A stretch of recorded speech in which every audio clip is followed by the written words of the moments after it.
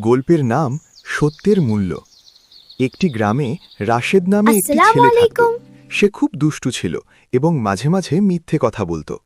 একদিন খেলতে গিয়ে সে ভুল করে পাশের দোকানের একটি কাঁচ ভেঙে ফেলল। কাঁচ ভেঙে যাওয়ার শব্দ শুনে দোকানদার বাইরে এসে জিজ্ঞেস করলেন, কে কাঁচ ভেঙেছে? রাশেদ খুব ভয় পেয়ে গেল। সে চাইলে মিথ্যে বলতে পারত, কিন্তু সে ভাবল আল্লাহ সবকিছু দেখেন। তাই সে সাহস করে বলল, চাচা, আমি ভুল করে কাঁচটা ভেঙে ফেলেছি, আমাকে মাফ করে দিন। দোকানদার রাশেদের সততা দেখে রাগ করলেন না, বরং তিনি বললেন, তুমি সত্য কথা বলেছ, তাই আমি তোমাকে ক্ষমা করে দিলাম। সবসময় এভাবেই সত্য বলবে। সেদিন থেকে রাশেদ বুঝতে পারল, সত্য কথা বললে মানুষ সম্মান করে এবং আল্লাহও খুশি হন। বাচ্চারা, আজকের গল্প থেকে আমরা শিখলাম সত্যবাদী মানুষকে সবাই ভালোবাসে আর আল্লাহ তাদের পছন্দ করে। আমি হাসান। আমার ভিডিওগুলো যদি ভালো লাগে তাহলে কমেন্ট বক্সে ইয়েস